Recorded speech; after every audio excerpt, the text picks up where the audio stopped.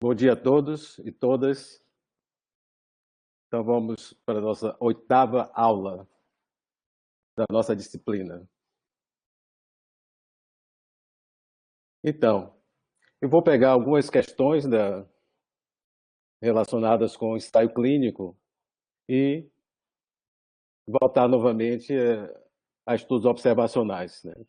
Na verdade, primeira parte, o foco nós demos sobre ensaio clínico e, à medida do andamento, a gente está em estudos observacionais e teste diagnóstico.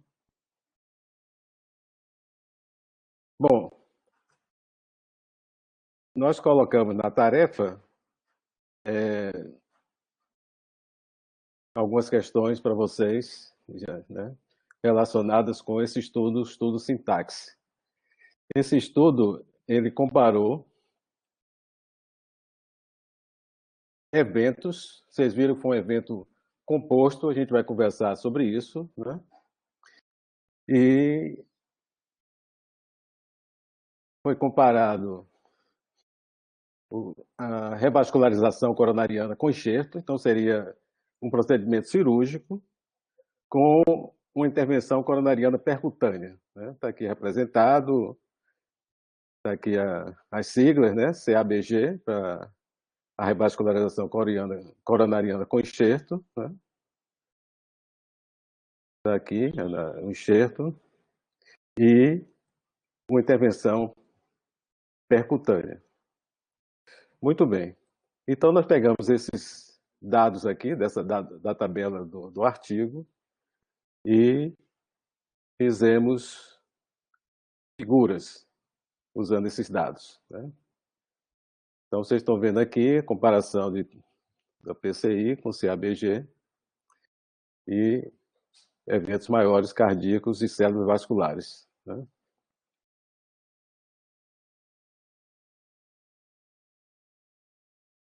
Então, aqui, indo para a figura, essa figura aqui é de risco relativo de eventos, comparando tratamentos nesse ensaio clínico. Então, aqui é o risco relativo. Aqui vocês têm essa linha vertical, que representa a nulidade, quer dizer, não existe diferença entre os grupos, como é risco relativo. O risco relativo igual a 1 significa nenhuma diferença. Para esse lado aqui, significa que está mostrando dados que seria benéfico para a PCI, e aqui para, desse lado de cá, à esquerda, para a CABG, melhor. Bom, é interessante vocês observarem, por exemplo, alguns estudos usam esse evento composto. Pode ser qualquer um desses eventos, se ocorre, seria classificado como tendo apresentado o evento. A razão maior para se usar esses eventos, um evento composto, é aumentar o poder estatístico do estudo. Se o estudo avaliasse só um evento, ele teria um poder estatístico menor. Por exemplo, se o estudo avaliasse apenas a mortalidade. Né? Vocês estão vendo aqui que tem 3,5% no grupo e 4,4% do grupo. Né? O evento composto, 12,4%, 17,8%. Então, o maior percentual de eventos, o maior risco de eventos, você vai ter um poder estatístico maior. Né? Com isso, o seu tamanho amostral passa a ser o tamanho amostral mais adequado para o teste de hipótese. O cuidado que se tem que ter é quais são esses eventos que compõem, né, esse evento composto. São todos eles eventos que têm uma importância para o paciente de forma similar, né? Ou você tem eventos mais relevantes, tipo morte, por exemplo, né? Ou infarto agudo do miocárdio, mas você tem um evento menos importante, tipo hospitalização ou revascularização, mesmo o paciente não desse a mesma importância para esse evento, quer dizer, não desse um valor maior para um evento desse tipo. Então, quando se olha aqui um evento composto, se vê que tem um risco relativo 0,69, o intervalo de confiança 95%, não ultrapassa o número 1, né? Quer dizer, seria o risco relativo igual a 1. Então está aqui, né? Então vai até 0,87, né? Mostrando, pelo menos, se você olhar aqui, redução relativa do risco, né? Você teria pelo menos 13% de redução relativa do risco. Vejo que, em grande parte, esse risco relativo foi determinado por revascularização, né? Concordam? Né? Então, revascularização tem um risco relativo 0,44. Para infarto do miocárdio, já foi mais próximo da hipótese nula, né? E você vê que a precisão da estimativa é menor. Então, cruza a nulidade, né? Do risco relativo de 1. Morte mostra essa inclinação para uma redução, né, em relação a CABG, melhor do que PCI, mas a precisão também da estimativa não é boa, e cruza hipótese nula. Se estivesse falando aqui de valor de P, você teria aqui que ele seria menor do que 5%, aqui no evento composto, menor para a revascularização, mas não para esses dois aqui. Aí a gente vê algo que aconteceu. Olha só, AVC não foi melhor para a CABG, foi melhor aqui no PCI. Tudo bem, pode ter alguma razão, pode ser que isso aqui fosse relacionado com variação amostral, né? Mas é algo para a gente realmente pensar e questionar, né? Se o paciente der, por exemplo, uma importância grande a não ter um AVC, você vai informar para ele, olha, o estudo mostrou um risco maior de AVC nos pacientes CABG, foi melhor para PCI. Obviamente você pode questionar a si próprio, né, de que o risco desse evento, comparado com os outros eventos, é um risco menor, né? 2,24 no grupo, 0,56 no outro, se você compara com o risco relacionado com os outros eventos. Você vê que é bem menor para AVC. Mas é sempre importante, quando a gente tem evento composto, da gente realmente verificar o que acontece também não só com o evento composto, como eu disse, ele é feito, de modo geral, para aumentar o poder estatístico do estudo, mas para sua interpretação, sua tomada de decisões, é importante essa avaliação mais global, né? Quando você vai para a outra figura, né, que, olhando agora a diferença de risco, né, o que seria a redução do risco atribuível, ou redução absoluta do risco, né, o quadro, obviamente, vai ser também similar, só que agora você vai ter diferença, né, e você vê para o evento composto, né, não cruza, a hipótese nula agora é zero, né, é zero, porque você está olhando a diferença. Se os riscos forem iguais, você está falando a diferença de um risco com o outro, se eles fossem iguais, é zero, né, diferente do risco relativo. Se forem iguais, os riscos, se você faz a divisão, o risco, se forem iguais, é igual a 1. Novamente, se você tem o evento composto, favorece CABG, favorece revascularização, não é tão preciso para a morte, embora se incline para um benefício com CABG, mas ultrapassa aqui a hipótese nula, não tem precisão. Novamente, aqui vocês estão vendo que AVC, PCI será melhor. Muito bem. A conclusão do estudo, né, não está aí, mas vocês lerem o estudo, é de que CABG foi importante, ou foi melhor do que PCI, né? Porque quando se fez esse estudo, CABG é considerado, e já era considerado, a intervenção mais adequada para esses pacientes, né, que tinha indicação para revascularização. Mas se queria testar se PCI poderia ser similar de alguma forma, né? Então, a conclusão foi que CABG foi associado com a redução dos eventos cardiovasculares e cerebrais, né? Você pode questionar, porque para AVC não foi melhor o CABG, né? Você poderia questionar essa conclusão do estudo. Muito bem. Bom, com esses dados que você tem aí, obviamente você pode calcular com a figura anterior a redução relativa do risco e com essa figura aqui o número necessário para tratar. Muito bem. Bom, alguns pontos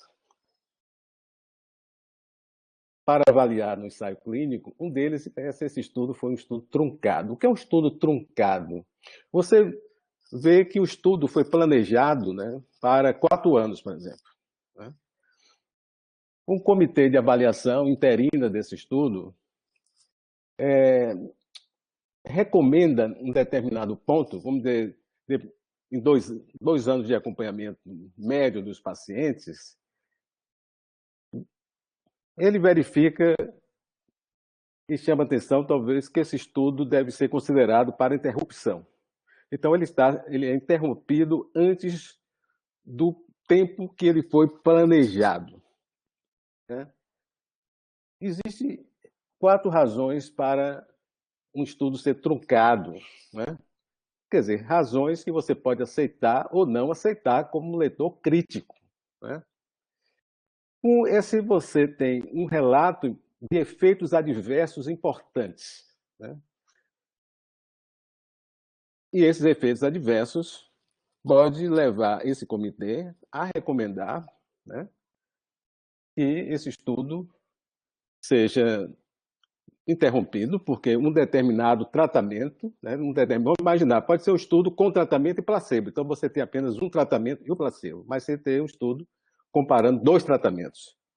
Então, o comitê pode observar em que grupo é que está acontecendo aqueles efeitos adversos e, pela percentual considerado muito alto de efeitos adversos, ele pode recomendar de que o estudo seja interrompido porque aquele braço do estudo, aquele tratamento, não é adequado. A continuação do estudo pode levar a consequências muito mais muito piores para esse grupo de pessoas, né? Então, seria por efeito adverso.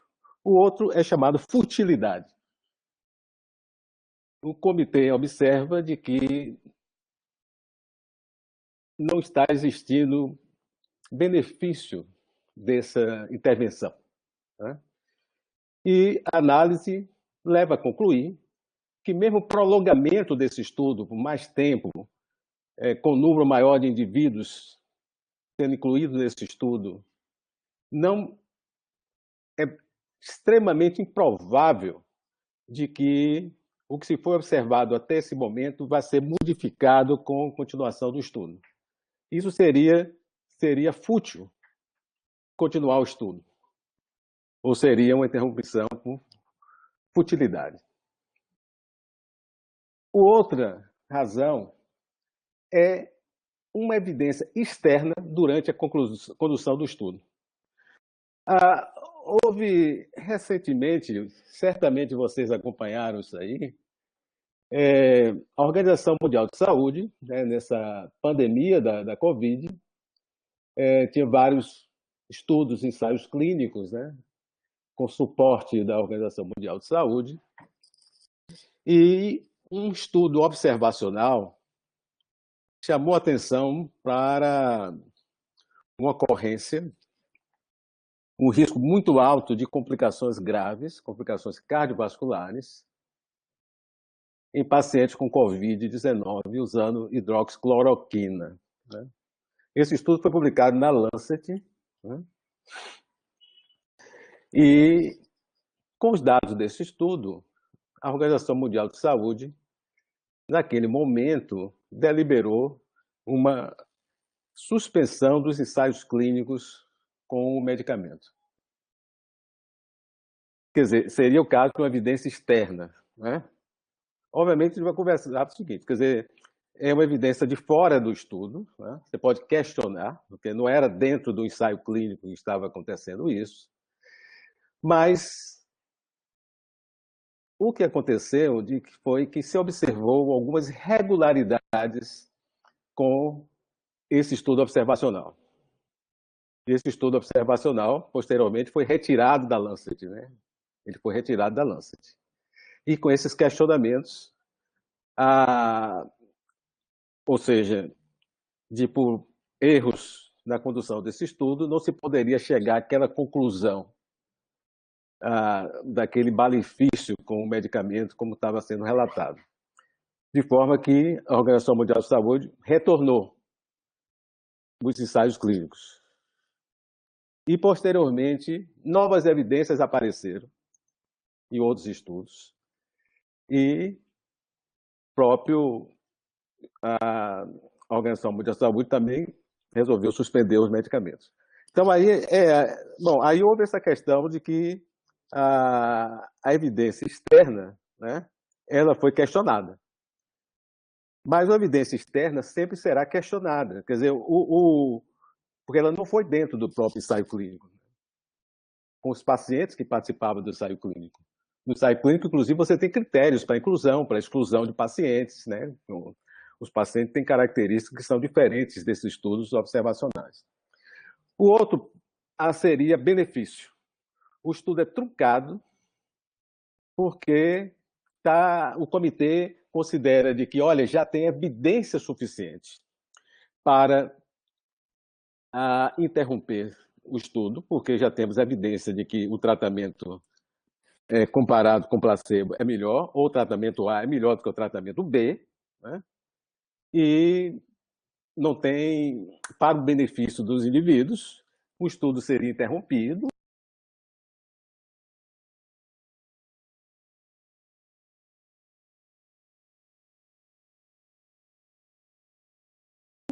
E os médicos, ele está mostrando benefício, muito provavelmente os médicos que acompanham os pacientes vão passar a adotar, caso o indivíduo não esteja naquele grupo já, né, sendo tratado.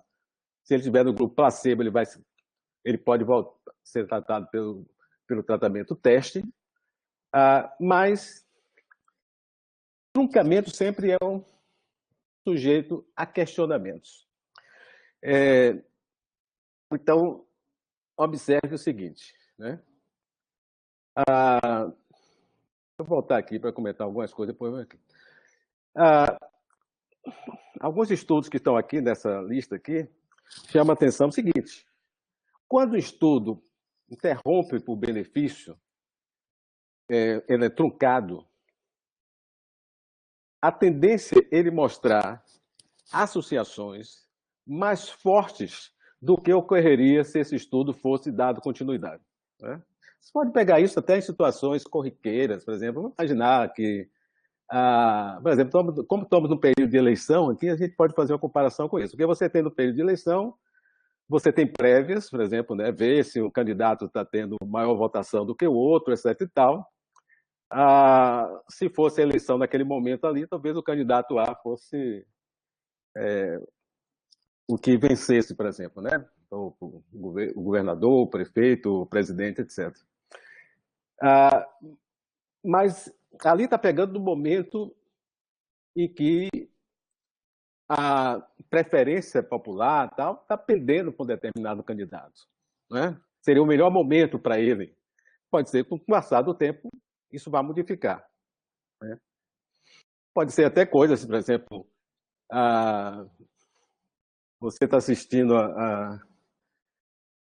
os resultados de uma eleição e vê, olha, opa, meu candidato está ganhando. Quer dizer, chega no final da noite, por exemplo, meia-noite, você diz, pronto, posso dormir tranquilo que meu candidato já está eleito, né? Imagine que o próprio candidato chega na televisão e diz, olha, já ganhei. E quando chegar de manhã, você vê completamente diferente, né? Uma inversão daqueles resultados, né? Isso pode acontecer no estudo, né? Isso pode acontecer no estudo porque, muitas vezes, o que acontece? Você acompanha pacientes no primeiro ano você pode não ver um benefício do tratamento, ou você pode ver um grande benefício do tratamento, e com o passar do tempo, você pode ter muitos efeitos colaterais relacionados com um determinado medicamento do que o outro. Forma que essa diferença, que era larga naquele ponto ali, pode começar realmente a ser reduzida ao longo do tempo, né? Às vezes, os efeitos benéficos ele demora tempo para aparecer, ou eles podem começar a ser reduzidos com o tempo. Então, o que tem se mostrado é que a interrupção prematura, digamos assim, de modo geral, leva a uma ideia de benefício maior do que ocorreria se houvesse se houvesse digamos, um acompanhamento por um tempo maior. Ok. Marcelo, quer comentar alguma coisa?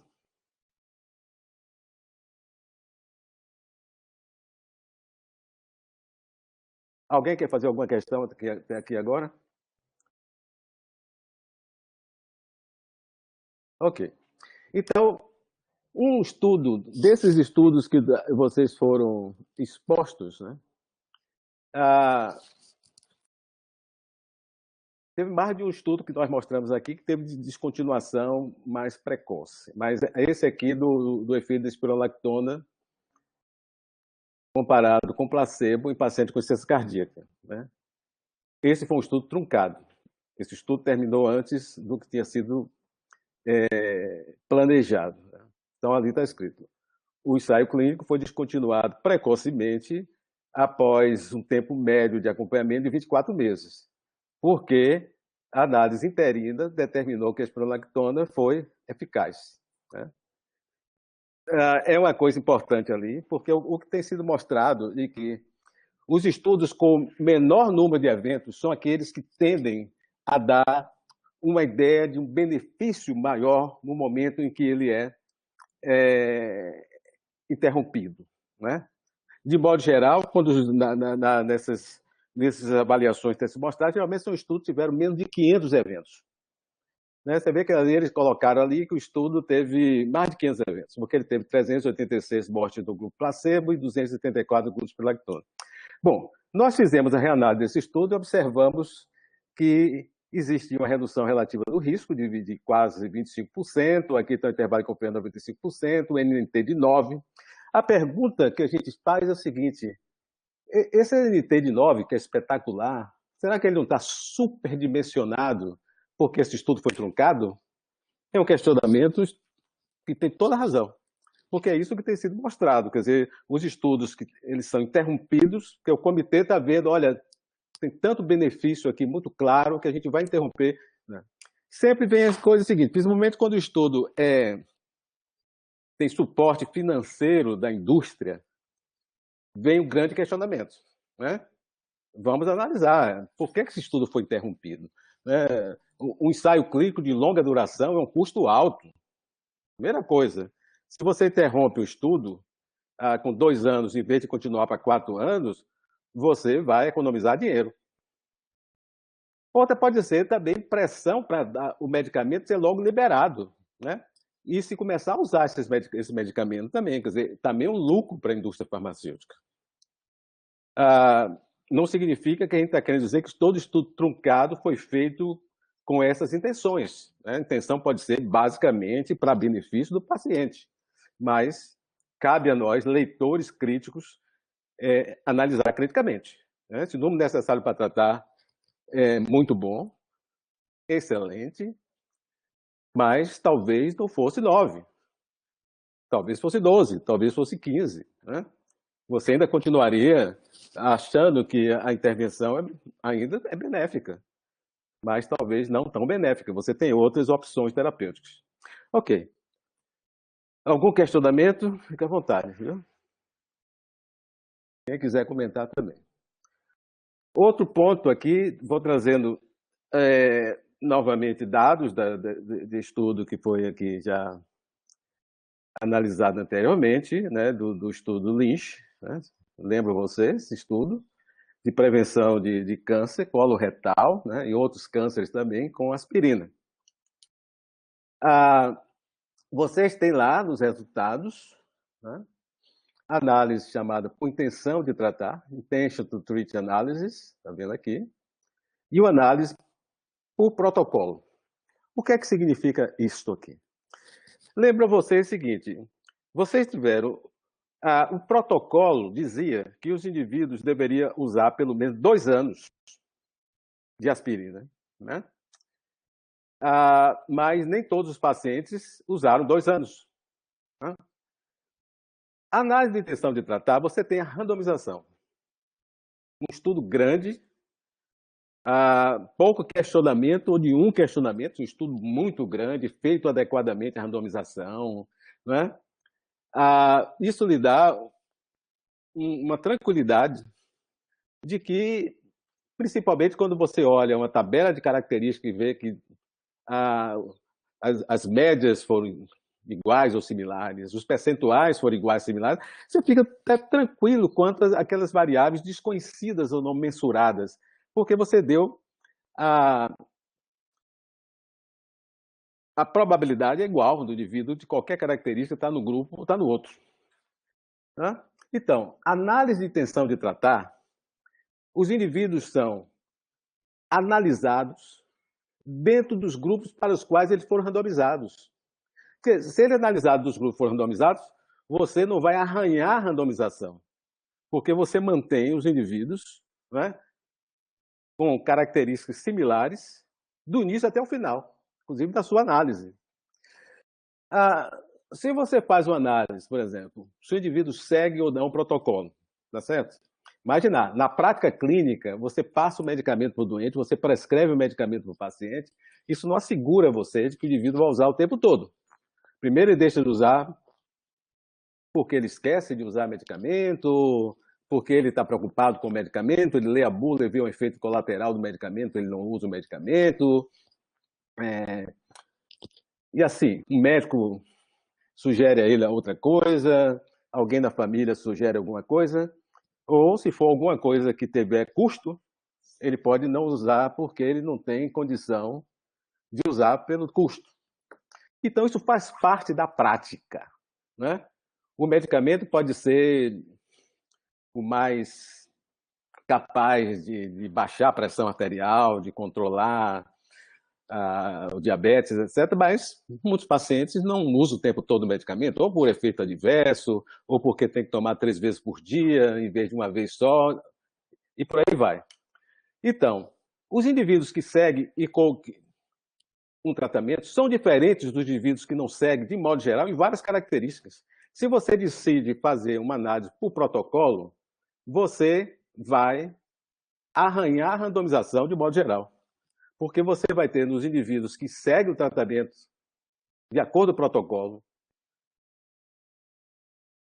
num grupo do tratado, e os outros pacientes do grupo não tratado, você agora tem um estudo observacional, então mais um ensaio clínico. Concordam? Então, sempre é um questionamento. Essa análise, por exemplo, com intenção de tratar, é a mais adequada, de modo geral, porque os indivíduos são mantidos no grupo para o qual eles foram tratados. Perdão, para os quais eles foram randomizados. A análise por protocolo está aqui. Se os indivíduos tinham maior ou igual a 2 anos de acompanhamento. Né? Bom, você está vendo, isso lhe dá um certo conforto de que as associações, de certa forma, foram similares, embora você tenha aqui, quer dizer, na análise com intenção de tratar, a hazard ratio, né, foi de 0,65, e se você olha, quase que bate aqui na hipótese nula, mas 0,97 está muito próximo a 1. Já a análise por protocolo, não só a associação foi mais forte, em vez de dizer 0,65 foi 0,56, e já tem uma estimativa mais, digamos assim, que não chega mais longe da hipótese nula, né? Foi 0,91 em lugar de 0,97. Então, é sempre algo que a gente tem que observar. Aparentemente, nesse caso aqui, não arranhou muito, não modificou muito a nossa interpretação, né? Embora tenha esse 0,97 aqui, que é muito próximo da hipótese nula.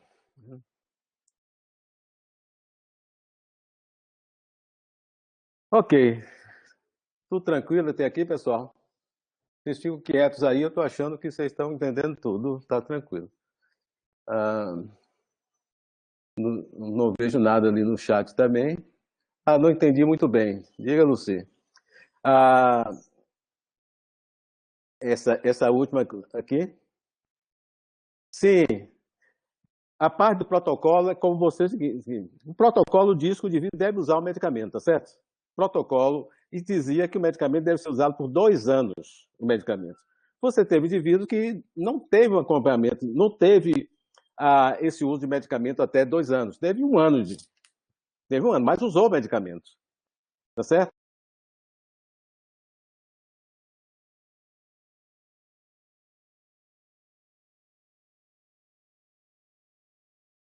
Né? A análise por intenção de tratar, ela vai analisar os indivíduos independente se esse indivíduo, por alguma razão, deixa de usar o medicamento ou não, né? Porque ele foi randomizado para aquele grupo. Então, você permanece o seguinte, no grupo de tratados você teve 20% de indivíduos com diabetes, no grupo de não tratados você teve 20% de indivíduos com não diabetes. Então, é igual. Se os indivíduos diabéticos, eles tenderam a usar menos o medicamento do que o não diabético, e se você vai analisar por protocolo, diabetes vai ser agora uma variável confundidora. Como diabetes vai ser uma variável confundidora, outras variáveis não mensuradas podem passar a ser variáveis confundidoras. Então, se você quer preservar a randomização, você analisa de acordo com a intenção de tratar, que é, em verdade, aquilo que ocorre na prática. Né? E você quer que o ensaio clínico ele seja mais condizente com a prática também. Ok? Muito bem. O que seria o surrogate outcome, um evento substituto? Ok? O paciente e você, médico, quer avaliar o que ocorre com o paciente para eventos que sejam importantes, que incomodem o paciente.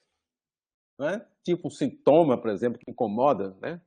O paciente anda daqui 10 metros, tem falta de ar. Bom, isso é um evento clínico importante. Né? O paciente se questiona, dizendo, olha, a sua qualidade de vida está reduzida, né? O paciente tem depressão. Né? Você se preocupa com o risco do paciente fazer um acidente vascular cerebral, ele também se preocupa, a família se preocupa, o paciente se preocupa em falecer com 60 anos de idade, quando poderia ir até os mais tempo de vida. Né? Então, isso é importante. Né? Ter um infarto é importante. Então, esses são eventos clinicamente relevantes. Se você conversa com o seu paciente, olha, doutor, isso vai reduzir eu ter... Meu pai teve infarto com 40 anos de idade. Será que esse tratamento vai reduzir o meu risco de ter infarto assim tão jovem, tão cedo? Né? Então, esse é um evento clínico importante. Eventos substitutos. Você mede hemoglobina glicada. Hemoglobina glicada é importante para você ver se o indivíduo está controlado bem do diabetes. Mas é diferente o estudo avaliar como evento hemoglobina glicada e avaliar as consequências do diabetes. Né? Simplesmente você, por exemplo, tem o estudo, o ensaio clínico, que levou em consideração reduzir a hemoglobina glicada e os indivíduos tiveram maior mortalidade. Os que tiveram hemoglobina glicada mais baixa, com tratamento, talvez porque eles tivessem feito mais hipoglicemia, talvez. Né? Então, o AVC é importante, reduz no diabético AVC, reduz infarto, esses são eventos clinicamente relevantes. A microalbuminúria, reduz microalbuminúria ou prevente microalbuminúria, mas faz prevenção de doença renal terminal, reduz AVC, reduz mortalidade. A própria pressão arterial, veja só, pressão arterial, o indivíduo não sente nada, de modo geral, os indivíduos são assintomáticos. Se você compara tratamentos, por exemplo, para reduzir o risco de doença renal terminal, em pacientes diabéticos, por exemplo, né? E você tem diabéticos hipertensos, por exemplo. O medicamento pode melhorar a pressão arterial, mas você quer saber só se melhora a pressão arterial? Quais são as consequências da hipertensão arterial?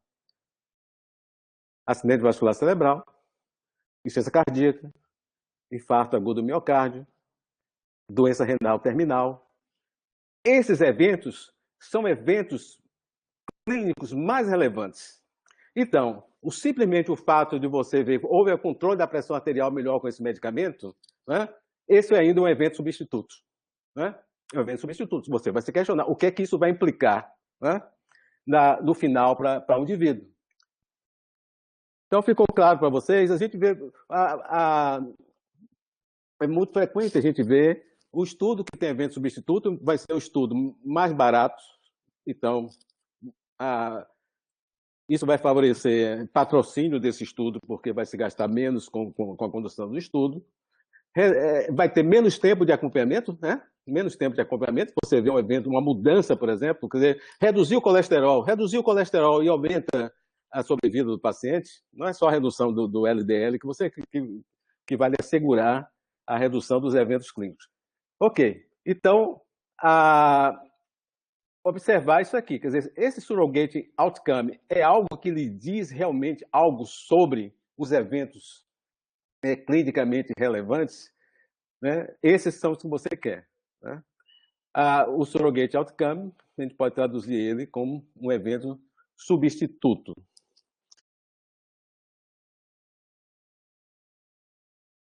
Perda de acompanhamento, ensaio clínico. Tanto ensaio clínico como estudo de coorte, perda de acompanhamento é o viés mais frequente. Né? Indivíduos são acompanhados durante 1 ano, durante 2 anos, durante 3 anos. O indivíduo não volta, por exemplo, para uma reavaliação. Né? Deveria voltar ao consultório e não avalia, não volta. Você não sabe o que aconteceu com esse indivíduo. Você não sabe se aconteceu porque ele não voltou porque ele está se sentindo muito bem, não voltou, ou porque esse paciente faleceu, ou porque esse paciente piorou de certa forma, de que ele teve que ser atendido em outro local e não voltou, e você não sabe o que aconteceu com esse doente. Ou seja, ele é perdido de acompanhamento, não é? Ou perdido de follow-up, ou loss of follow-up. Né? Então, essa é uma preocupação. Se diz assim, se a perda foi muito grande, 20%, né, outros dizem 10%, é razão de preocupação. Se a perda for pequena, não existe muita preocupação. De certa forma, é um parâmetro que tem alguma razão, né? Mas não é bem assim. Vou imaginar aqui, dar um exemplo de que uma perda é de 3%. 3%, né? Então, nessa situação A, depois vem a situação B, né? 3% aqui em 1.000, né? E estamos colocando que houve uma perda similar nos dois grupos, né? Similar nos dois grupos. Então, você tem 3%, então são 30 indivíduos que você não sabe o que aconteceu com eles, né? Em cada grupo. Né?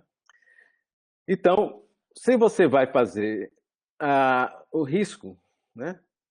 Aqui você tem 200 indivíduos que você sabe o que aconteceu e 1.000. Então, você teve 20%. E aqui você tem 400 e 1.000, 40%. Ok? Bom, isso aqui é um exemplo retirado aqui desse livro aqui que eu tenho sempre mostrado aqui, que é o User's Guide. Né? Então, você tem 20%, 40%. Aqui o medicamento, o teste, comparado com placebo, está mostrando um risco relativo de 0,5, com redução relativa do risco de 50%. Muito bem. Mas vem a preocupação, houve perda de acompanhamento. Uma coisa que você poderia fazer é a seguinte, vamos dar o pior cenário aqui para o grupo teste e vamos ver o que acontece. Vamos dizer o seguinte, que todos esses pacientes no grupo teste, esses 30 faleceram. E esses 30 no grupo placebo não faleceram. Algo exagerado, concordo, mas vamos fazer o pior cenário possível e ver o que acontece, né? Então, você teria aqui, todos aqui falecendo, você teria, então, 230. Isso daria para você 23%, né? 23%. Né? E aqui você continuaria, porque você disse que esses 30 estavam vivos, né? Pegou o melhor cenário para o grupo placebo, o melhor cenário possível, então você manteve aqui, portanto, aqui você tem, continua aqui, 40%. Okay? 400 dividido por 1.000. Perdeu, mas você não contou aqui. 400 por 1.000. 40%, 40%. Se você faz aqui a divisão desses dois aqui, dá 0,575. Certo? 575. Tá bom. Então você atribuiu as mortes só para aqui. Né? Aqui você perdeu e continuou 40%, 40%. E aqui 43%. Então você diz, não houve uma modificação importante do meu pensamento, né? Continua aqui, em vez de 0,5 para 0,575, caso 0,6, mas a redução relativa do risco ainda é 43%. Então não muda muito a minha interpretação. Mas vamos ao cenário 2. Lembre que a perda foi pequena, 3%, certo? O cenário 2, o cenário B, né? Esse aqui, né? O cenário aqui, você continua perda de 30%. Só que aqui você tem 30 mortes, né, nesse grupo e 60 aqui. Então você tem aqui 3%, porque é 30 dividido por 1.000, e aqui 60 por 1.000, 6%. O risco relativo é o mesmo, concorda? 0,5. A redução relativa do risco é o mesmo. Mas vamos pegar o pior cenário aqui. Então todos aqui morreram. Então você tem 60 aqui. Então 60 dividido por 1.000 deu 6%. 6%. E aqui 6%. E aqui o risco relativo é igual a 1. Por que isso? Porque eu não posso levar em consideração só esse percentual de perda de 3%. Eu tenho que levar em consideração que o risco aqui é muito baixo.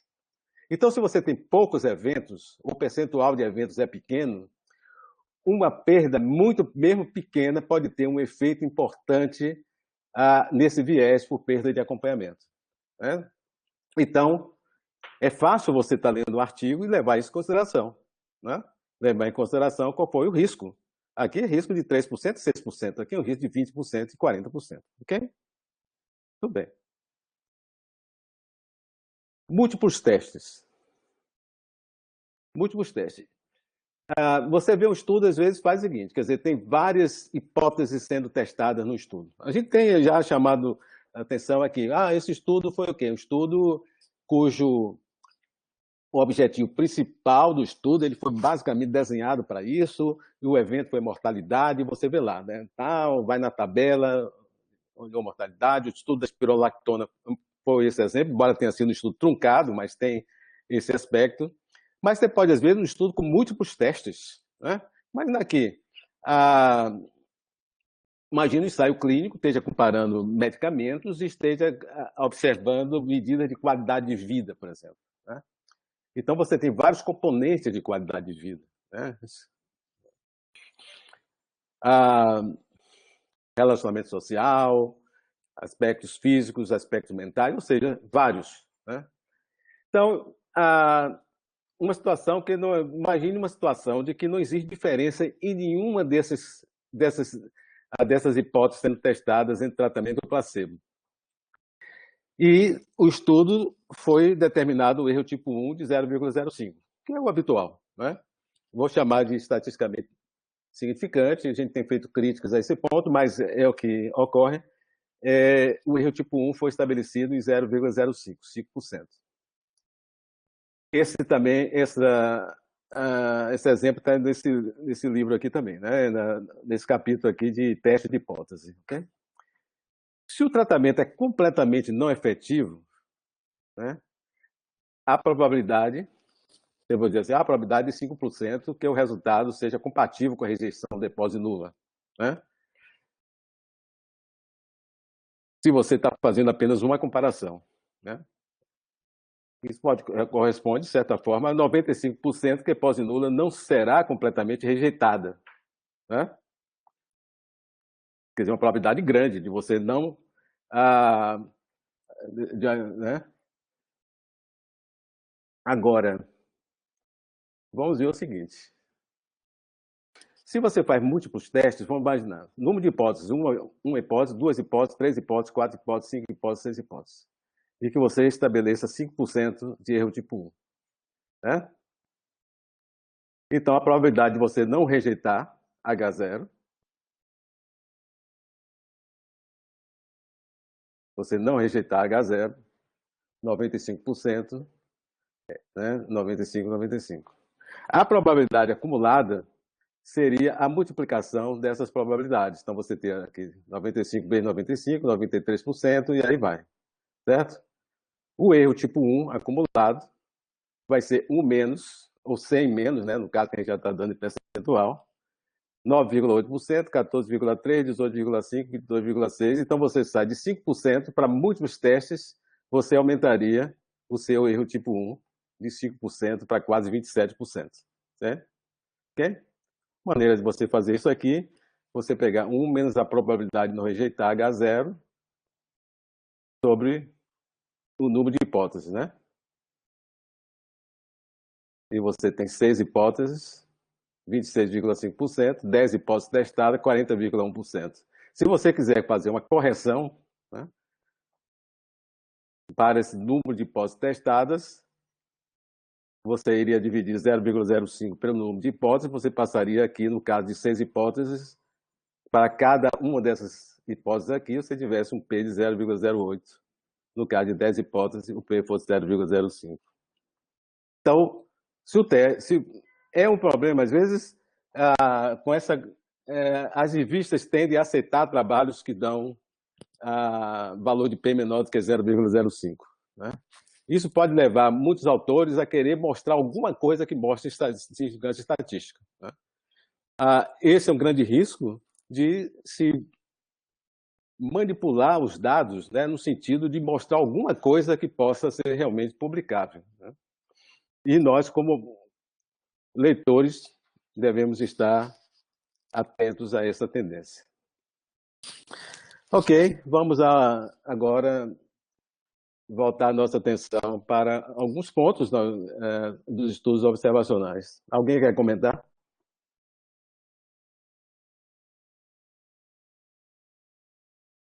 Ok.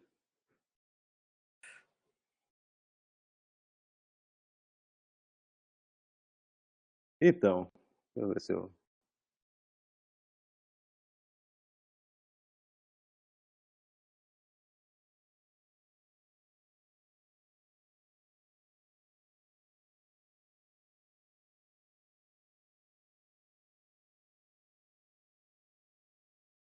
Vamos usar aqui esses dados do estudo. Marcelo tem bem familiaridade com esse estudo, que já trabalhou com esses dados, né? Que é o estudo NHANES. Né? Esse estudo é um estudo que vem desde a década de 60, sendo desenvolvido nos Estados Unidos, e faz levantamento sobre vários aspectos da saúde da população americana. Né? Seria, portanto, uma análise transversal, né? De corte transversal.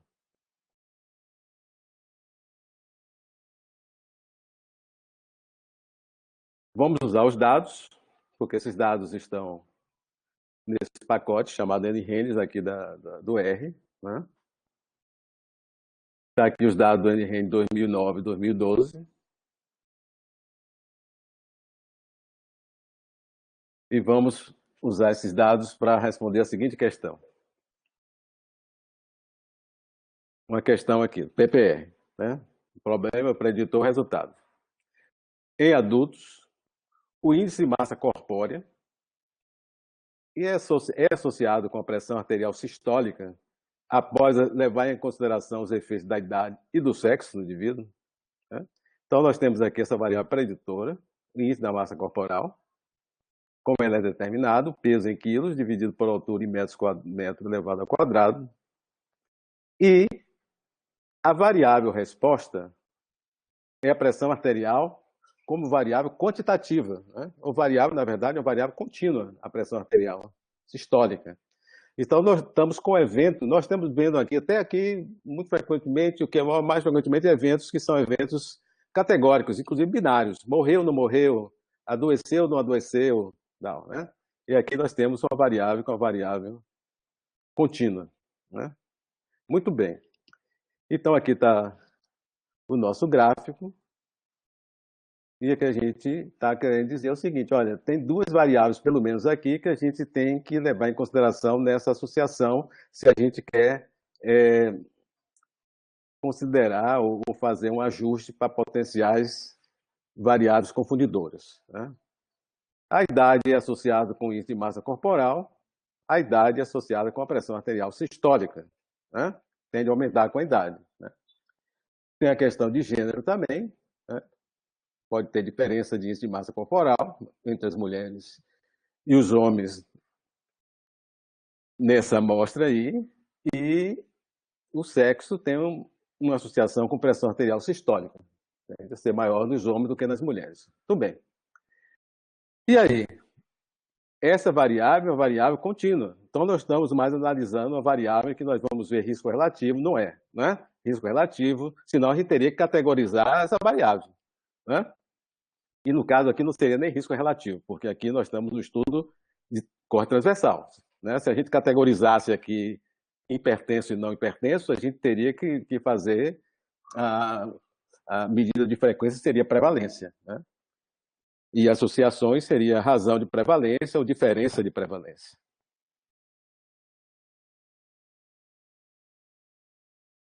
Então, o modelo que vai ser usado aqui é um modelo de regressão linear. Né? Veja só isso aqui. Então, aqui essas bolinhas aqui azuis está significando o quê? O nível dessa variável, a gente está chamando aqui essa variável y, que na verdade seria a variável de resultado, o efeito, né? O outcome. Né? No caso aqui, se você está falando da pressão arterial, essa aqui seria a pressão arterial. E o x aqui, que a gente está falando do índice de massa corporal, seria o índice de massa corporal. Então, você está vendo o seguinte. Né? Cada um ponto desse aqui é o resultado do y para o resultado do x. Né? O x está aqui, o y está aqui. Tá. Okay? Então, tem essa linha aqui, que é a linha da regressão linear, e nós temos esses pontos aqui. Então, você tem algo chamado do intercepto, ou beta zero, né? Que seria o quê? Seria o valor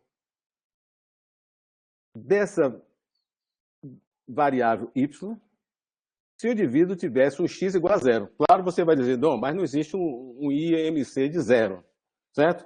Bom, isso não tem nenhum significado até que a gente vá utilizar esses dados para as inferências que nós vamos fazer. Né? Então, esse simplesmente é o ponto onde essa reta da regressão linear, ela toca nessa linha vertical dos resultados da variável evento. Okay? Isso é chamado de intercepto, quer dizer, o ponto em que ela fez essa interceptação. Né? E aqui seria um beta zero. Essas bolinhas, elas têm distâncias diferentes para a linha de regressão. Vocês estão vendo? Essa aqui, por exemplo, você tem o valor que foi observado e você tem o chamado valor estimado. Então, vamos ver como é que essa linha é estimada. Né? Essa linha é estimada.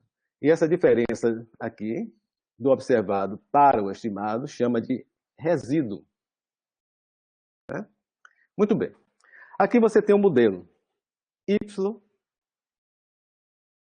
igual, tem yi, porque você está relacionando isso com cada valor. O i é cada valor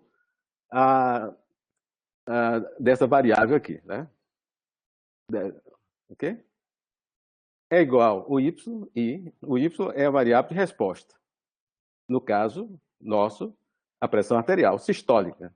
É igual a beta zero, que é o intercepto, mais beta 1 vezes x. E aí você tem um izinho. Por quê? O x pode ser beta 1, x1, pode ser idade. Mas você pode ter um beta 2, né? E agora o x2. E o x2 pode ser o sexo. Muito bem. Por que essa linha está aqui e a linha não está em outro lugar? Está aqui. Porque esse é um método de regressão que é chamado de método dos mínimos quadrados. Consiste em encontrar o melhor ajuste para o conjunto de dados, visando minimizar a soma dos quadrados das diferenças entre os observados e estimados, que chama resíduo, né? Então, essa linha, se você usa o modelo, ela jamais poderia estar aqui, ela jamais poderia estar aqui. Usando esse modelo, ela tem que estar aqui. Muito bem. Beta 1 é o quê? Está aqui o slope, né? O slope é tipo o quê? O degrau, né? O degrau. Esse beta 1 é a medida de associação. Então, se a gente quer a medida de associação do IMC com a pressão arterial, nós vamos buscar esse beta 1 lá no nosso resultado. Ele significa o quê? Significa o aumento da variável resposta, no caso vai ser a pressão arterial sistólica, para cada aumento de uma unidade da variável preditora, no caso o IMC. Okay? Então, quanto mais íngreme, vou dizer assim, essa linha, né, ou esse slope, né, ou essa inclinação, mais forte é a associação, né? Ou essa associação seja associação positiva, ou essa associação seja negativa. Então, vamos adiante. Então, vamos pegar aqui os dados do N-Rennes e vamos analisar ele usando o R, ok? Como é que eu reduzo esse tamanho aqui, aqui? Vou aumentar aqui. Então, está aqui, né, a N-Rennes, o pacote, os dados, chama também N-Rennes. Eu fiz aqui o seguinte, fiz uma redução dessa amostra, usando apenas indivíduos que tiver o índice de massa corporal menor ou igual a 50, a que tiver uma pressão arterial não tão baixa assim, que ela seja maior ou igual a 80, mas seja menor ou igual a 200. Não ficar com coisas muito extremas, e a idade também, eu fiz uma limitação para a idade, né? Com isso, eu reduzi o tamanho amostral de 10.000 para 5.082, mas você está vendo que tem 76 variáveis nesse banco de dados. Eu não vou usar essas 76 variáveis. Obviamente que a N-Rennes tem muito mais do que 76 variáveis, mas para esse banco de dados do R, tem 76. E eu só vou usar essas poucas variáveis que eu falei. Muito bem. Aqui, depois com calma, se vocês quiserem olhar como é que foi feita essa análise, né? Evitei que tivesse valores missing para gênero, né? Todos esses registros, se eu sei qual é o sexo do paciente, fiz uma análise descritiva aqui, vocês podem olhar com cuidado depois, está mostrando aqui que em torno de 50,5% dessa amostra é de homens, né? Pouco mais de homens que mulheres, qual é a distribuição da idade, média de 30, mediana de 49, né? O IMC, né? Cadê a média? Não, a média aqui, desculpe. A média de 49,9, mediana de 49. E assim vai, né? O IMC está aqui a mediana, está aqui a média, tal, né? Os valores mínimos e os máximos e tal. E a pressão arterial sistólica. Ok? Só para uma análise basicamente descritiva. E aqui a gente faz um gráfico, né? Faz um plot do índice de massa corpórea, que é a variável preditora, aqui, né? E a pressão arterial sistólica, né? Essa coisa fica bem toda escura aqui, porque é muita gente aqui, né? Cada pontinho aqui é uma pessoa, né? Mas você tem uma ideia de que embora muita variação, mas que existe uma ascensão, ok? Vai daqui, vai subindo, etc. Tal, né? Quando tiver a linha de regressão linear, vai ficar mais claro isso aqui. Talvez não seja tão assim, porque aqui tem muitos valores aqui, muito dispersos aqui. Eles vão contribuir pouco para a linha. O que vai mais contribuir para a linha é o que está aqui, né? Onde estão as pessoas aqui. Então vamos lá, né? Ok. Depois vocês veem como é que foi construído isso aqui, né? Tem muita gente aí no grupo, aí eu já vi interessado no R, então pode repetir o que eu estou fazendo aqui. Ok? Então, aqui está o plot e aqui está o modelo, né? Está aqui o objeto que vai receber esses resultados, tem essa função aqui, né? LN, está a variável resposta aqui, esse sinal aqui de tio, índice massa corpórea vai ser a variável preditora e os dados são esses aqui, né? E aqui você tem esses resultados. O intercepto de 110, né? Veja que aqui está chegando até 15, mas depois eu vou fazer um gráfico chegando até zero aqui. Então chega até zero, o interceptação aqui nessa linha vertical vai ser em 110,5 mais ou menos, e o coeficiente de BMI ou IMC é 0,37, que significa para cada aumento do índice de massa corpórea, a pressão arterial sistólica vai subir, tem esse incremento de 0,37 aproximadamente. Fiz essa função aqui, a B-line, né, para construir essa linha, levando em consideração esse objeto aqui que recebeu esse modelo aqui, certo? Então, aqui é a linha de regressão linear, essa linha com essa ascensão, ok? Muito bem. Aí você vem aqui e você tem aqui o coeficiente aqui, que é a associação, 0,37, e aqui eu tenho um intervalo de confiança de 95%, que eu solicitei com essa função aqui, conf_int. Então, o que é que vai ser colocado, por exemplo, se lá no resultado do artigo, ou se for o próprio artigo seu, né, você vai dizer o seguinte: a PA sistólica, milímetros de mercúrio, aqui está, PA sistólica, milímetros de mercúrio, por um ponto a mais do MC. Cada ponto a mais do MC sobe a pressão arterial em 0,37, a pressão arterial sistólica, com 95% de certeza, em algum valor que vai de 0,30 a 0,44. Vou fazer uma pergunta para vocês. Se em vez de vocês representarem por um ponto a mais do MC, se vocês quiserem representar por 5 pontos a mais do MC, como é que ficaria esse resultado? Alguém se aventura a dizer? Em vez de representar por um ponto a mais, você representasse por 5 pontos a mais. Eu vou esperar um pouco. 1, 2, 3, 4, 5. Alguém? Ninguém. Então, você vai multiplicar por 5, né? Ou você faz no próprio R você faz isso, né? Pega o BMI e divide por 5, né? Então, você vai representar por cada 5 pontos. Então, você chegaria no seu artigo, o autor escreve, ele vai botar que a pressão arterial milímetro de mercúrio por 5 pontos a mais do MC vai ser 1,6 milímetros de mercúrio, em vez de 0,37, aqui está o intervalo de confiança de 95%. Ok. Bom, você pode usar também esses resultados para você fazer predição.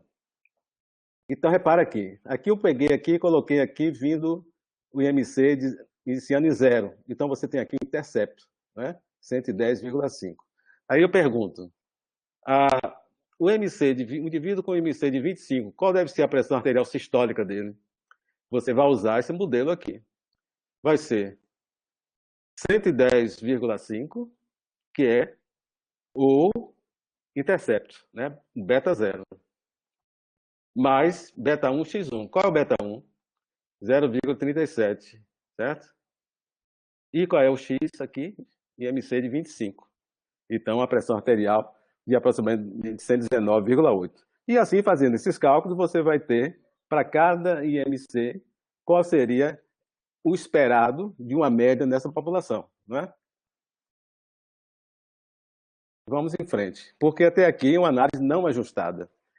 Agora, esse modelo aqui é um modelo ajustado. Você botou aqui a pressão arterial sistólica, o índice de massa corpórea, a idade e gênero, o sexo, né? O gênero aqui, o homem vai ser 1 e a mulher vai ser 0, só para a gente fazer essa interpretação. E aqui você vai ter o seguinte, vai ser, portanto, diferente desse resultado que está aqui não ajustado, né? Que você tem apenas o BMI, né? O IMC, né? E que no modelo, né? Desculpe aqui, né? Você tem esse intercept de 0,37, aqui tem os C95%. Agora você tem, além do BMI, você tem mais duas variáveis, idade e o gênero. Então, o BMI aqui, ele vai ser ajustado para a idade e para o gênero, tá certo? Idade e o gênero. Então, se você... Deixa eu falar aqui, olhando esse daqui de cima. Então, aqui vai ser a BMI, vai ser esse coeficiente dele, 0,33687, etc., né? Vai ser ajustado para a idade e para o gênero. E aqui está o intervalo de confiança de 95%. Então, se você for lá, lendo o artigo, o indivíduo deve estar escrito assim. Ou se você faz um trabalho usando regressão linear, tal, e, sei lá, vocês fazem também trabalhos de TCC, né? Então, muita coisa que a gente está colocando aqui, que é para leitura de artigo, não duvido que vocês podem aplicar isso em trabalho de vocês próprios, né? Ou como estudante, ou depois como médicos, né? Porque médico é uma área muito ligada com pesquisa, né? Tantos colegas que não entram na universidade, mas mostra trabalhos em congresso, publica trabalho, e não estão na academia, não estão na universidade. Então, você colocaria aqui a associação não ajustada, é 0,37, né? Aqui, intervalo de confiança 95%, algum valor de 0,30 a 0,44, e quando foi ajustada para a idade e sexo, foi 0,34 e com 95% de certeza 0,27 a 0,40. Então, se você quiser aqui, você agora pode fazer, predizer, por exemplo, como seria a pressão arterial sistólica de um homem de 40 anos, né? Quer dizer, dentro dessa população, com MC de 40, né? Usando esses dados aqui, né? O intercepto mais o coeficiente de BMI vezes 40, porque você está dizendo que o MC é de 40, mais 0,49 o coeficiente de gênero, né? Ou, perdão, aqui o coeficiente de idade de 40 também, mais 4, que é o coeficiente do gênero, e homem igual a 1, 4 vezes 1. Então você tem aqui 123 milímetros de mercúrio. E para a mulher, a única coisa que muda aqui é que é 4 vezes 0. E aqui 119. Então você pode fazer previsão aqui. Se você fizer um modelo que tem diabetes, que tem outras variáveis, você pode fazer a previsão de um homem de 40 anos, com MC de 40 e diabético, né? Como seria se fosse não diabético. Quando o evento é binário, né? Até agora, tem várias aqui situações. Por exemplo, análise estratificada pelo medimento Renzo, regressão logística, regressão de Poisson, regressão de Cox, score de propensão, entre outros. Mas eu coloquei os métodos mais frequentes, mais comuns, né? Pegar essa questão. O uso de bebidas alcoólicas é associado com infarto agudo do miocárdio após ajustar para o efeito do cigarro. Então, você fez esse gráfico aqui.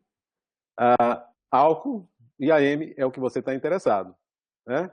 E várias variáveis, eu vou usar apenas o cigarro, mas gênero e idade pode estar associado com álcool e pode estar associado com infarto. E você vai usar, são dados hipotéticos, né, de um estudo de caso-controle. Né? Então, os dados aqui, e aqui você tem os casos, 97, os casos estão do infarto e os controles dos indivíduos comparados sem infarto. Mas, né, o método de Menton-Renzo é um grupo de análise estratificada. Então, aqui estariam os dados, né, que eu usei para construir essas tabelas e fazer o resultado. Bom, existe associação de álcool com infarto? Está aqui, é um estudo de caso-controle. Então, a minha medida de associação, odds ratio. Então, odds ratio, álcool e AM, 2,21. Certo? Está aqui no R, com intervalo de confiança de 95%. Não cruza hipótese nula, inclusive, 1,23 a 3,97. Fumo, infarto, 3,8 odds ratio, não cruza hipótese nula, está aqui. Né? Tudo bem. Aí você vai seguinte, Menton-Hanson é uma análise estratificada, ponderada, né? Da fórmula aqui, com calma, ou ler o material que eu deixo no AVA, tal, ou vocês veem aqui. Essa, né, tem a soma, A aqui, A vezes D, dividido por N, para cada uma dessas tabelas. Ó, o R fez aqui. Colocou uma tabela para cigarro igual a sim, cigarro igual a não, usou essa fórmula aqui. Você pode fazer isso, claro. Para que eu preciso de R para isso? Concordo. Mas você vai ter trabalho, porque vai ter que fazer os intervalos de confiança também. Quer dizer, né, para fazer só a estimativa pontual é mais rápido, né, mas tem que fazer os intervalos de confiança. Então é mais fácil você fazer isso com software. E, né, aqui, por exemplo, foi feito, não no R, foi feito na planilha. Né? E você, quando faz álcool com IAM não ajustado, é 2,21. Quando você ajusta para o cigarro usando o Menton-Hanson, 1,06. Então, desapareceu totalmente, vamos dizer, essa associação. Quer dizer, ela é praticamente igual a 1. Então, isso significa o quê? Que o efeito que você está vendo do álcool na associação com o infarto foi praticamente toda ela devido ao efeito do hábito de fumar. Ok. Então, aqui está feito no R, com intervalo de confiança de 95%, associação entre álcool e AM não ajustada, 2,21%, intervalo de confiança de 95%, não cruza hipótese nula. Quando ajustou, foi praticamente 1. E aí, foi a técnica de Menton-Hanson, regressão logística. Vamos dar, diferente da regressão linear, vocês viram a regressão linear, a variável resposta foi uma variável quantitativa, no caso, contínua. Na regressão linear, a variável resposta é categórica. Né? Então, aqui no caso, tem ou não tem infarto de miocárdio. O coeficiente da inclinação da regressão logística, qual é? O da regressão linear, qual era? Para cada aumento de uma unidade na variável preditora, o quanto aumentaria a variável resposta. Né? O coeficiente de inclinação da regressão logística indica a variação do logaritmo natural da odds, né? Que são as chances do evento, para cada unidade de variação da variável independente. Né? A variável, portanto, aqui, o que a gente está tratando aqui, no caso, é infarto do miocárdio. Então, vai ser odds, ou chances, né? Quando o álcool é igual a 0 e passa para 1. Né? E passa para 1. O quanto é que isso modifica o logaritmo da odds. Então, vamos observar isso aqui. Né? Feito uma análise não ajustada, é fácil da gente entender. Você tem infarto do miocárdio, sim ou não, álcool, sim ou não. Você tem as odds aqui, 68 por 51, 29 por 48. Você tem os chamados logites, que são logaritmos da odds. Então, você tira o logaritmo. O logaritmo de 1,33, 0,288, o logaritmo de 0,60, menos 0,504, e você tem as diferenças dos logites. Né? Se você faz o antilogaritmo, você tem a odds ratio. Então, beleza, tranquilo. Né? Algo que parece complexo com regressão logística, a gente pode mostrar aqui numa análise não ajustada. Né? Então, você tirou o antilog aqui. Né? O antilog, na verdade, é você pegar essa constante 2,71828 e colocar aqui, elevar essa potência aqui de 0,792, que é o logit. Você tem 2,21. Ou você chega no R, ou chega no Excel, usa essa função EXP. EXP 0,7916 é 2,21. Muito tranquilo, você não precisaria de fazer nada de regressão para isso aqui, se você quiser só mostrar a estimativa pontual. Aqui a gente não está mostrando os intervalos de confiança de 95%. Você tem que ter o erro padrão na escala logarítmica, ver o intervalo de confiança de 95%, depois fazer os antilogaritmos. Mas basta entender. Né? Aqui uma visão rápida para vocês, para entender, porque isso tudo vocês vão ver na leitura dos artigos. Você não precisa nem fazer análise para fazer boa medicina baseada em evidência. Você tem que saber ler artigo e interpretar criticamente artigo. Isso que é importante, e trazer isso para a prática clínica de vocês. Né? Então, fiz um banco de dados aqui, né? para avaliar agora com regressão logística, né? Então, vocês estão vendo que tem 196 registros desse banco de dados. Está aqui a parte superior do banco de dados, usando essa função head, da parte inferior, usando essa função tail. E você tem essas variáveis: álcool, cigarro, infarto. Aqui é apenas uma variável de identificação, né? Só está dando os números que essas pessoas, de 1 a 196. E aqui a regressão logística. Usei aqui essa função GLM, usei essa aqui, Family Binomial. O que é isso aqui? Está aqui na regressão, está aqui na escala logarítmica. Você está vendo que essa diferença dos logistas é o que aparece aqui nesses coeficientes. Os coeficientes na regressão logística ainda estão na escala logarítmica, né? Eu vou ter que, usando o próprio R, trazer isso para a escala antilogarítmica. Okay? Mas vocês estão vendo isso que fizemos manualmente, vocês estão vendo aqui no resultado do R.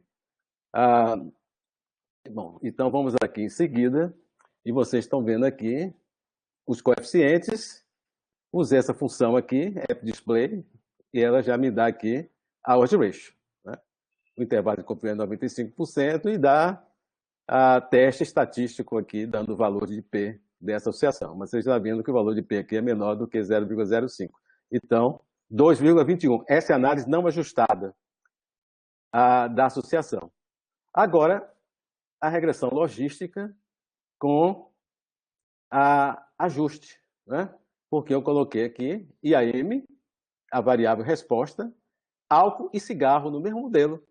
Então, você tem aqui a associação álcool-infarto, não ajustada, 2,21. Ajustada para cigarro, 1,06, certo? Ok? Mesma coisa que você fez na Menton Hanson. Aí você diz, pô, para que eu quero regressão logística, eu tenho Menton Hanson? Calma. A vantagem da Menton Hanson. Menton Hanson, se você tem poucas variáveis, né? E você vai usar só variáveis categóricas para as variáveis preditoras, né? Por exemplo, cigarro aqui e álcool estão sendo usadas com variáveis categóricas, né? No caso aqui, só 2 níveis, álcool, ingere ou não ingere, porque pode ter vários níveis de álcool. Não tem problema nenhum, pode entrar tanto na regressão logística quanto na Menton Hanson. Cigarro está em 2 níveis aqui, né? Poderia ter mais vários níveis. Mas a regressão logística pode ter variável preditora quantitativa, diferente. Você tem mais robustez para você ter muita quantidade maior de variáveis. Limitação da regressão logística, a medida da associação é odds ratio, né? Então a gente vai ver depois, se a gente quiser ter um estudo de corte transversal ou se é um estudo de coorte, você quer razão de prevalência, você quer risco relativo de preferência. E regressão logística lhe dá odds ratio, não quer nem saber que tipo de estudo você quer dizer, você tem.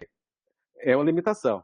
A regressão, o Menton Hanson, você pode ter Menton Hanson para odds ratio, Menton Hanson para risco relativo, mesma coisa para razão de prevalência, para densidade e incidência. Pronto. Vantagens e desvantagens desses 2 modelos. E aqui, vamos pegar uma outra questão aqui para vocês.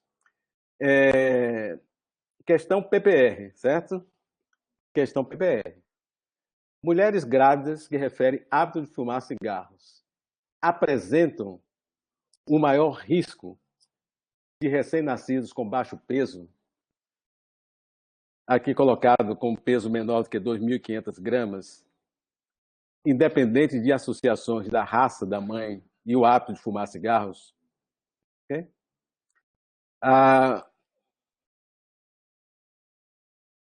Então, nós vamos usar, esse seria o nosso gráfico aqui, né? Nosso DAG aqui. Directed Acyclic Graph. Fumante e recém-nascido com baixo peso. Fumante quer dizer a mãe. Mãe fumante e recém-nascido de baixo peso. E eu vou colocar basicamente, inicialmente aqui, a raça como uma possível variável que pode interferir nesses resultados, né? Criando um confundimento nessa associação. Quer dizer, uma variável potencialmente confundidora. Então, vou usar dados agora reais, não são dados como nós fizemos na associação de álcool com infarto, né? Então, esses dados aqui estão publicados até no International Journal, não exatamente essa associação que nós estamos fazendo, mas esse banco está no R, né? Então aqui está aqui nesse pacote chamado MESS, né?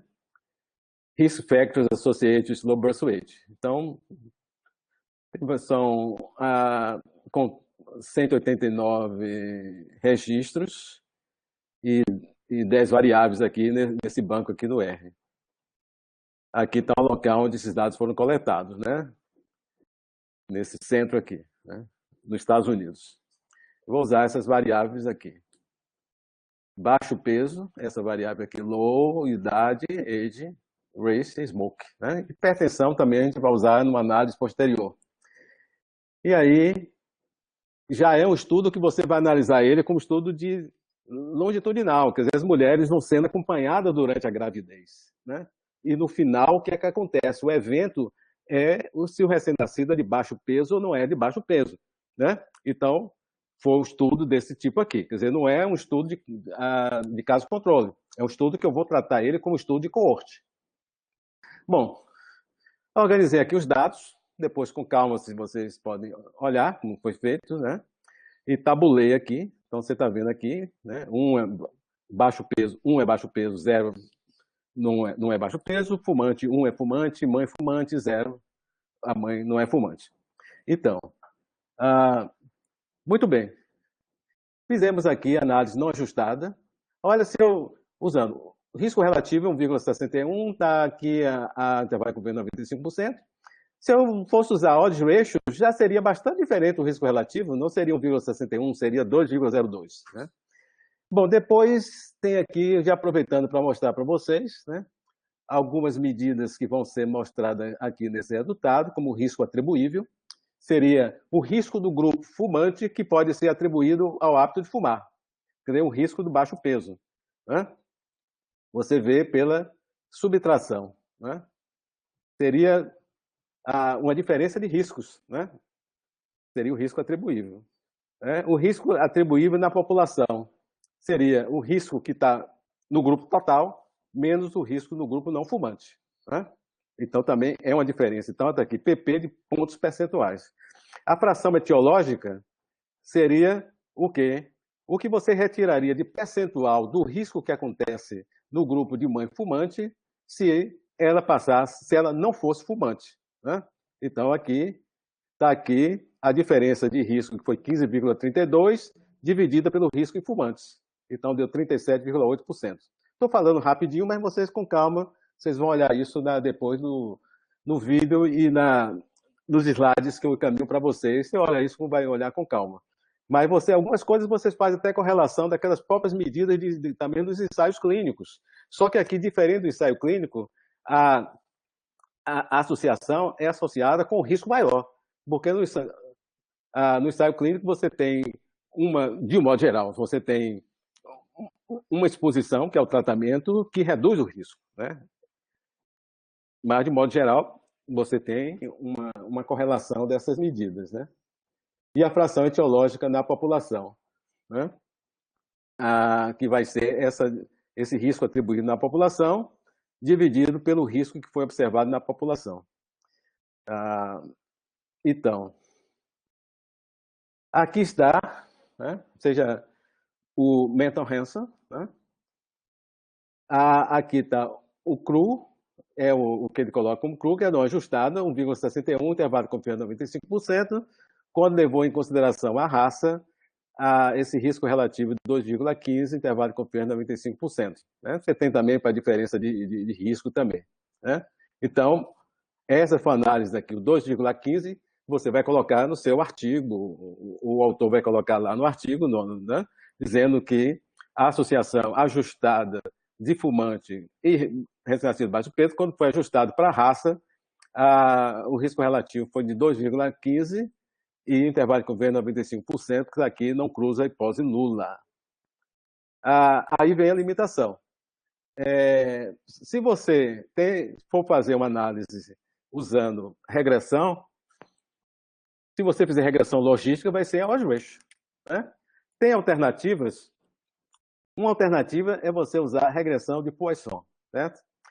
Então, repare só, regressão de Poisson. Aqui eu não vou mostrar depois com calma, vocês podem olhar, mas está aqui, usa essa função GLM, né?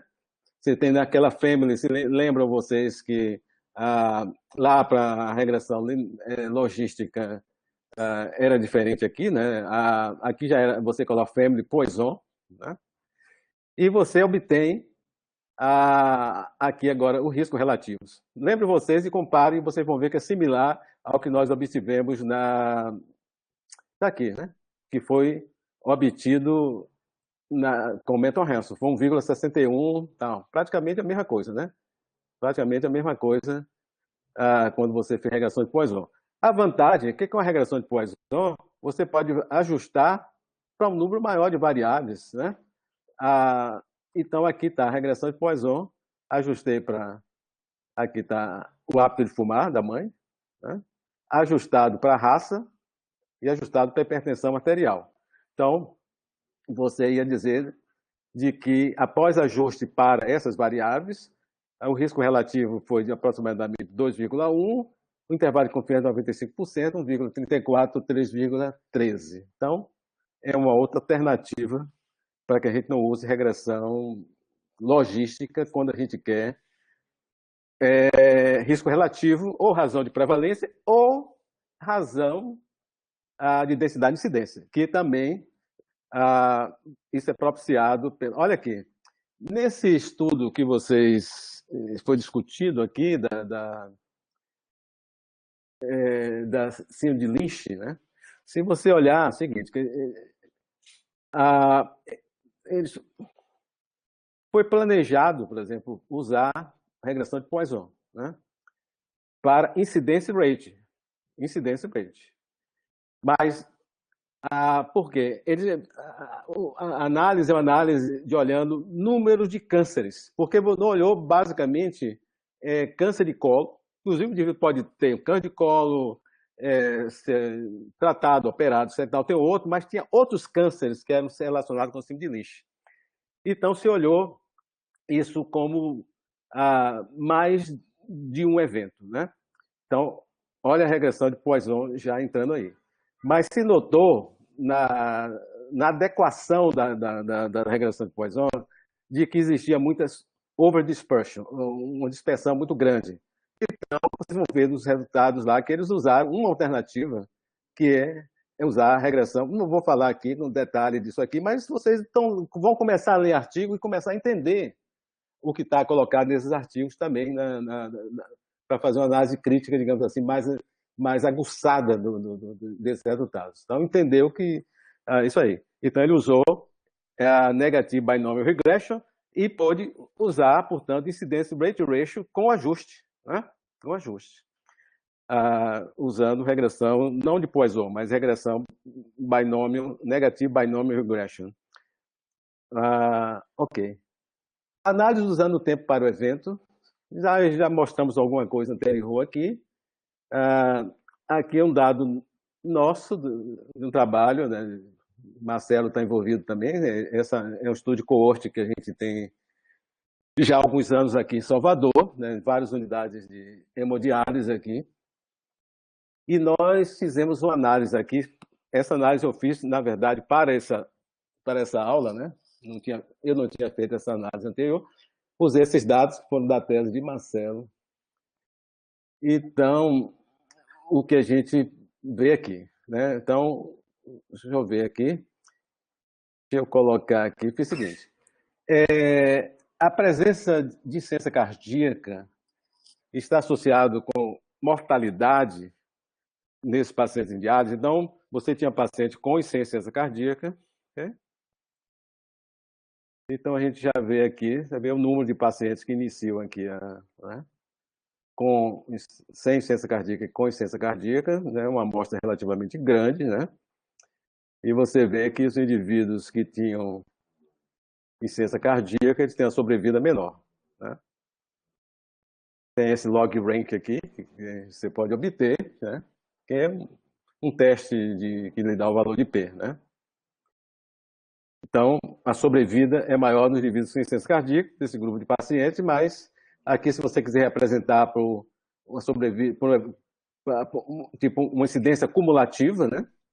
Então, você está vendo que a incidência cumulativa é maior, né, nos indivíduos com insuficiência cardíaca que nos indivíduos sem insuficiência cardíaca, e você quer fazer ajuste para várias variáveis. Então, já conversamos já aqui anteriormente sobre regressão de Cox, né? Falamos sobre hazard. Então, a regressão de Cox, o Cox Proportional Hazard Analysis, ela tem similaridade com a regressão logística, mas ela leva em consideração o tempo para o evento, né? Se o estudo for longitudinal, né? Obviamente, com estudo de coorte ou ensaio clínico. Então, então aqui já entra no modelo tempo, né? Aqui no caso aqui, é uma análise não ajustada, você só tem só a variável se tem insuficiência cardíaca ou não, né? E a variável de óbito, né? Aqui está ajustado para a idade, e aqui está ajustado para a idade, para o sexo e para a presença de diabetes. Né? Ok? Então, o que teria que ser relatado aqui? Quer dizer, aqui está a hazard ratio não ajustada, 1,90 mais ou menos, intervalo de 95%, a hazard ratio ajustada para a idade, a hazard ratio ajustada para idade, sexo e diabetes. Para concluir, o score de propensão, quem tiver interesse ver isso no R, pode pegar alguns tutoriais que estão na internet, né? O que é basicamente o propensity score é tipo você usar regressão logística e olhar scores de indivíduos que se assemelham com outro indivíduo, né? E tipo fazer um pareamento desses indivíduos. Então, seria uma forma seguinte de aproximar um estudo observacional de um ensaio clínico, quer dizer, em termos teóricos, né? Reduzir, digamos assim, a influência de variáveis não mensuradas, porque você torna as amostras com as variáveis conhecidas muito mais parecidas, né? Esse estudo, por exemplo, publicado no New England Journal of Medicine, que analisou a hidroxicloroquina, se tem algum efeito em reduzir eventos em pacientes com Covid-19, né? Necessidade de respirador ou mortalidade, né? Usou o propensity score. Então, se vocês olharem aqui o grupo sem usar o propensity score, você tem aqui hidroxicloroquina e não hidroxicloroquina, você tem 811 e 565. Aí você compara, por exemplo, idade, você vê que o que acontece? Como você vai ter que parear, a tendência é você reduzir o número de indivíduos. Então, aqui você tinha 565 indivíduos no grupo sem hidroxicloroquina, você vai ter que usar 274, né?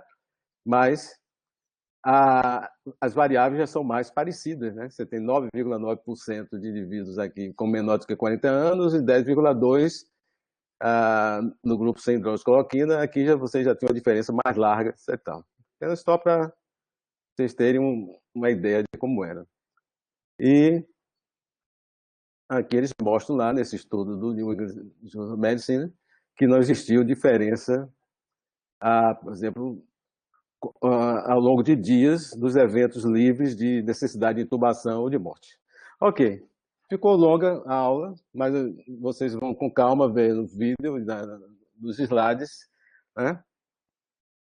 Então, mas eu queria mostrar para vocês e ter essa oportunidade de conversar dessas coisas que vocês vão ver nos artigos, né?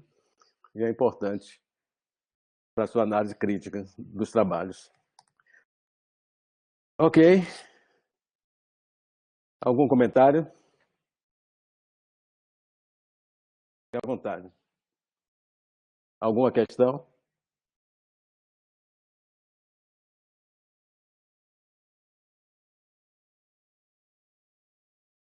Marcelo ficou calado hoje, Marcelo. Quando eu tentei falar uma hora que você me chamou, deu um problema aqui no microfone, mas acho que como mensagem assim para os alunos, né? Porque eu sei que foi bastante informação assim em termos de estatística, mas eu, eu recomendo olhar cada um dessas formas de você analisar, né, diferentes e entender apenas a aplicabilidade dela, por que que a gente usa, né, nos estudos, né, e uma noção básica, né, eu acho que nesse momento, assim, da faculdade e tal, e tendo contato inicial com os estudos, talvez não seja tão necessário, assim, se aprofundar, né, a menos que entre em um projeto de pesquisa e e realmente queira analisar os dados aí para publicação. Mas acho que talvez rever essa aula, né, que fica gravada, né, e olhar cada um dessas metodologias diferentes aí, esses modelos, enfim, e apenas pegar o conceito de uma forma mais ampla, assim, não se preocupar com a interpretação mais aprofundada, né, de cada um deles, né, é a dica que eu dou. Não, eu concordo com você. Você tem a exposição ao assunto, mas a digestão do assunto ela se dá ao longo do tempo, de certa forma, mas ao longo de você ler artigos, de você estar no ambiente de discussão, né?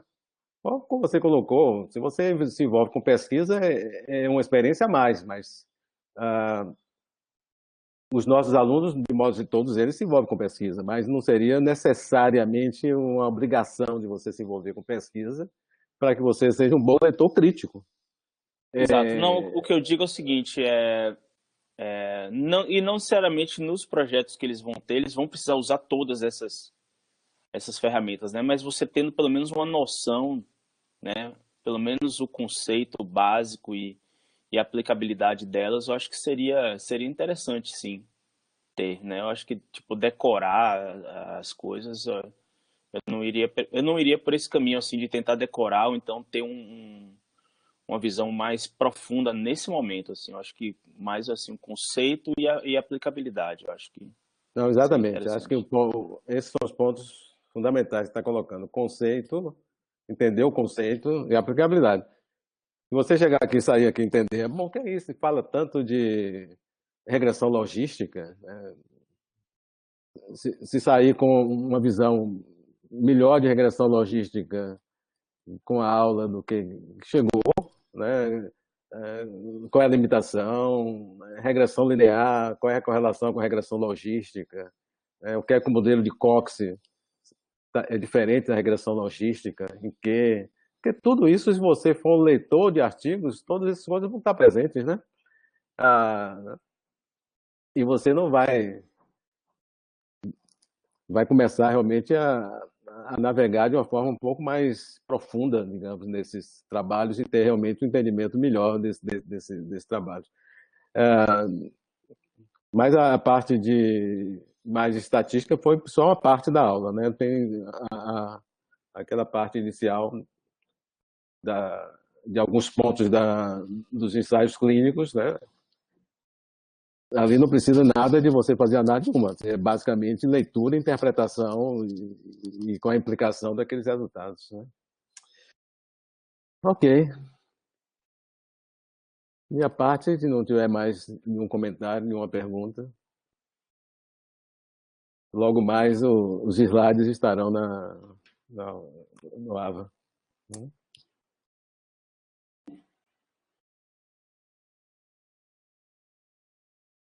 Ok, senti a falta de comentários dos estudantes, né?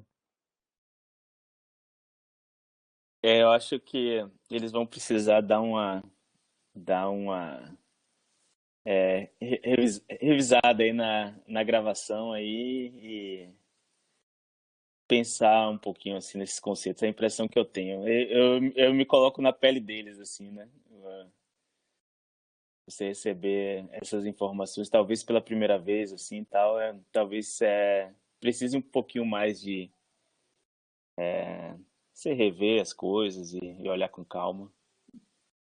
Talvez nesse momento, assim, talvez isso seja necessário, né? É a impressão que eu tenho. Ok, pessoal. Um bom dia para todos. Ok, obrigado, Marcelo.